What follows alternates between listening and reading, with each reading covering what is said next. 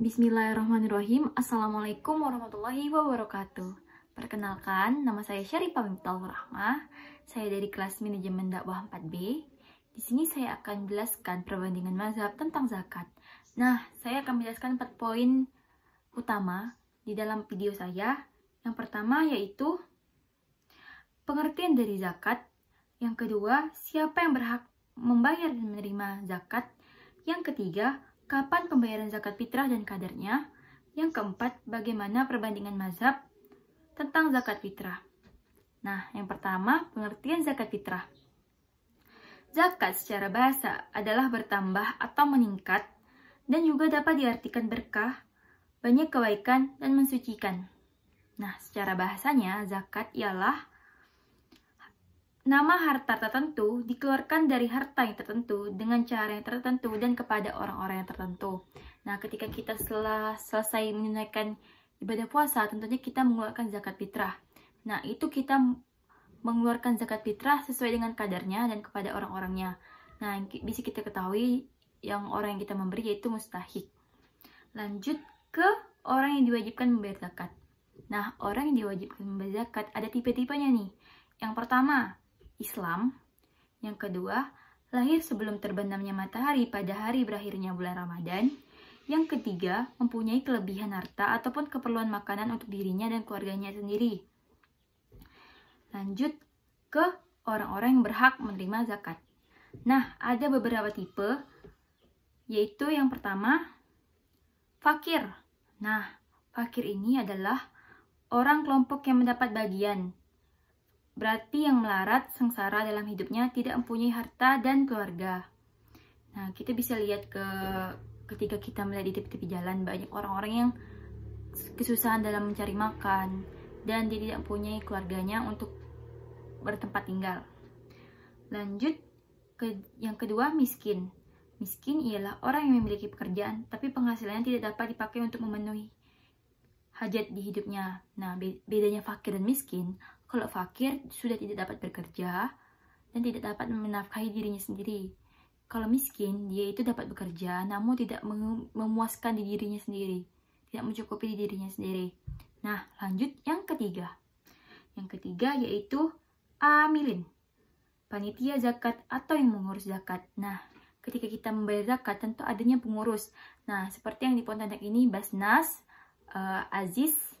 Nah, itu salah satu pengurus zakat di Pontianak.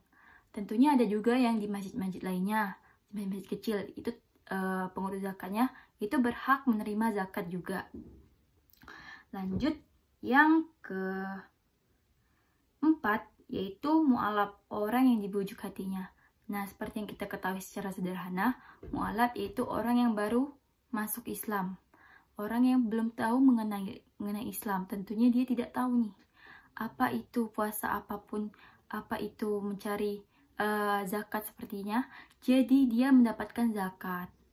Lanjut ke yang kelima, yaitu riqab.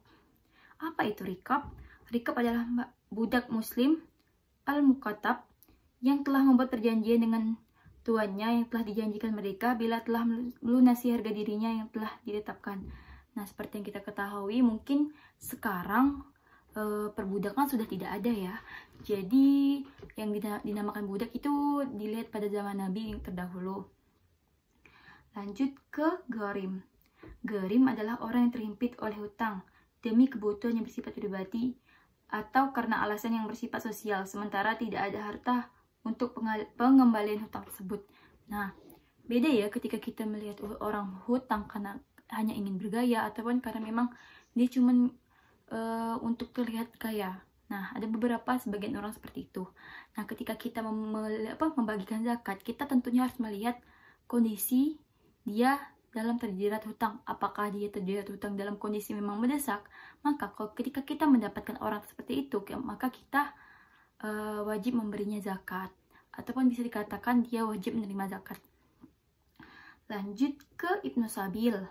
Ibnu Sabil ialah orang yang sedang melakukan perjalanan untuk menambah pengetahuan, pengalaman, persahabatan.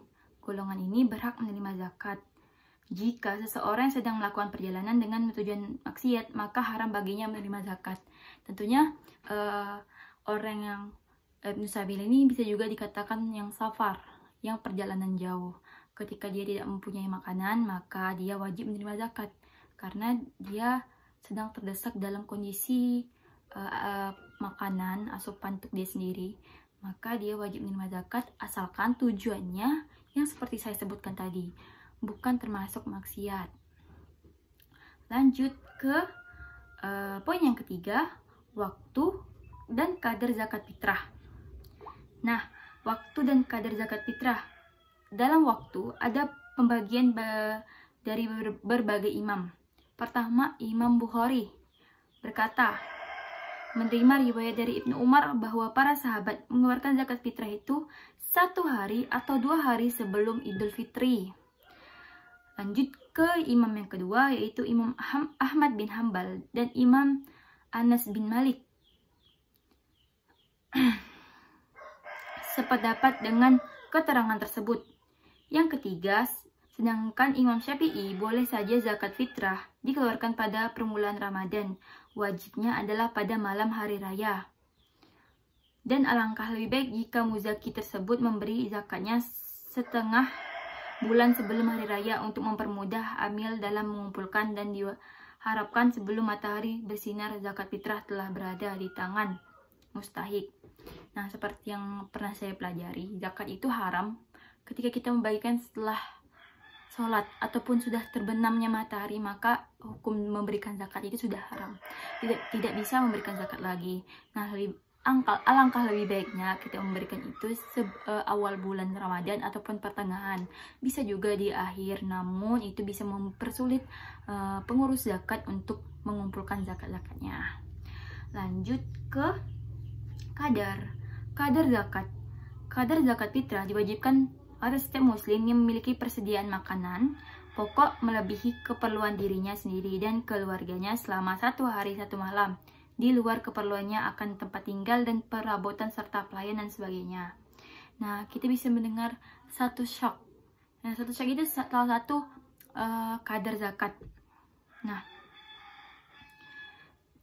itu bisa kita zakat beras ataupun zakat uang. Ketika kita memang berasnya tidak mencukupi untuk hari itu, maka kita bisa zakat uang sesuai dengan harga beras yang biasa kita makan. Lanjut ke yang ketiga, perbandingan mazhab tentang zakat fitrah. Ralat yang keempat ya. Ada beberapa imam mazhab yang bertolak belakang nih tentang pengertian zakat, kadarnya, waktunya, dan segala macam. Yang pertama, Abu Hanifah. Menurut mazhab Hanafi, zakat adalah menjadikan sebagian harta yang khusus dari harta yang khusus sebagai milik orang lain yang khusus, yang ditentukan oleh syariat karena Allah Subhanahu wa Ta'ala. Zakat fitrah adalah wajib dengan syarat-syarat Islam, merdeka, memiliki nisab yang lebih dari kebutuhan pokok. Dalam hadis Ibnu Umar disebutkan Rasulullah menetapkan bahwa zakat fitrah dibayarkan pada bulan Ramadan dan besarnya adalah 1 syak kurma dan 1 syak gandum. Zakat fitrah itu berupa gandum, jagung, kurma kering, syair, anggur, kurma basah, atau kismis, atau keju dan susu kering yang dibuang buahnya. Dan untuk Indonesia, makan pokoknya adalah beras. Sebagian yang lain menetapkan bahwa zakat fitrah merupakan makanan pokok yang lain daerah setempat ataupun makanan pokok untuk orang-orang dewasa. Demikian yang dituturkan oleh Abdul Wahab dalam mazhab Hanafi. Nah, maksud dari sini, ketika kita mempunyai makanan pokok beras, maka kita mewajibkan untuk menzakatkan beras. Ataupun kita di Papua, kita tidak ada beras, makanan pokoknya adalah sebuah sagu, maka kita wajib menzakatkan sagu sesuai dengan apa yang makanan pokok setempat. Lanjut ke Imam Syafi'i. Karena mempersingkat waktu, saya akan menjelaskan singkat-singkatnya saja. Kalian bisa pahami di makalah saya. Lanjut ke Imam Syafi'i. Mazhab Imam Syafi'i, zakat fitrah adalah wajib bagi orang yang beragama Islam, merdeka, wajib mengeluarkan zakatnya, pembantu dan kerabatnya, setelah apa yang dibutuhkan dari segala berlaku menurut adat kebiasaan.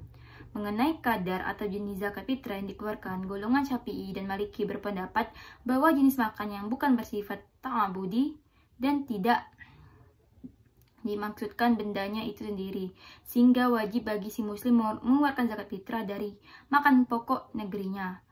Menurut satu pendapat, dan makan pokok itu, golongan Syafi'i mengemukakan dalam Al-Wasit bahwa dipandang adalah makan pokok penduduk pada waktu wajib zakat fitrah, bukan sepanjang tahun. Nah, lanjut ke Imam Maliki. Menurut Imam Rusyid, para ulama mutahahirin Malikiyah serta ahli Irak berpendapat zakat fitrah adalah sunnah, dan ada pula berpendapat bahwa zakat fitrah itu sudah nasak dengan kewajiban zakat harta. Akan tetapi menurut jumhur ulama, zakat fitrah adalah wajib, sama dengan zakat harta. Bahkan Ibnu Al-Munzir mengatakan bahwa para ulama sebelumnya telah ijma' atas wajibnya zakat fitrah. Menurut jumhur ulama wajib, menurut pengikut Malik periode akhir, dan ulama Irak sunat. Menurut sebagian ulama nasak dan terhapus oleh zakat secara umum. Perbedaan tersebut dengan adanya hadis-hadis yang dipahami dan berbeda-beda. Ini salah satu imam mazhab yang memiliki pendapat yang sangat-sangat berbeda dengan sebelumnya. Imam Maliki ini menjelaskan bahwa zakat itu sunnah dan tidak wajib. Nah, makanya setelah dipikir-pikir, setelah diijma' para jumhur ulama kebanyakan mengatakan bahwa zakat itu adalah wajib. Karena mungkin para pengikut Imam Maliki dan Imam Malikinya berbeda pendapat dalam menafsirkan suatu hadis Nabi tentang zakat tersebut. Lanjut ke yang keempat, Imam Hanbal. Mazhab Imam Hanbal, zakat fitrah adalah wajib dengan terbenamnya matahari pada malam hari raya. Fitrah bagi setiap muslim yang menjumpakan bahan makannya dan makan keluarganya pada hari raya dan malam harinya dalam keadaan lebih. Yang disebut di sini wajib zakat fitrah ketika kita setelah memperhitungkan hari ini dan besok ketika hari raya itu mencukupi untuk kita makan, maka itu kita wajib berzakat. Beda lagi misal kita udah lebih dari seminggu ke depan bahkan cukup, maka itu lebih wajib lagi berzakat. Kecuali hari ini sudah tidak mampu untuk makan, apalagi besok, maka kita itu termasuk golongan yang berhak menerima zakat. Nah, lanjut menurut zahirnya mazhab Imam Ahmad bahwa orang itu tidak boleh berpindah dari jenis makan yang lain, macam yang telah ada nasnya. Apabila orang itu mampu melakukannya, sama saja apakah beralihnya itu pada makan pokok atau bukan. Nah, mungkin di Imam Ahmad ini menjelaskan bahwa makan yang ditetapkan yaitu makan pokoknya, tidak boleh makan yang lain. Oke, mungkin segitu saja penjelasan saya. Itu hanya singkat-singkatnya saja. Kalian bisa pahami di makalah saya ulang lagi. Nah, di situ kalian bisa membaca dengan puas. Dan kalian ketika melihat kejanggalan ataupun kebingungan bisa ditanyakan kepada saya sendiri. Mungkin akhir kata, misal ada kesalahan kata ataupun ucapan, mohon maaf. Dan terima kasih kepada teman-teman yang telah menonton video ini. Wabillahi taufiq wal hidayah. Wassalamualaikum warahmatullahi wabarakatuh.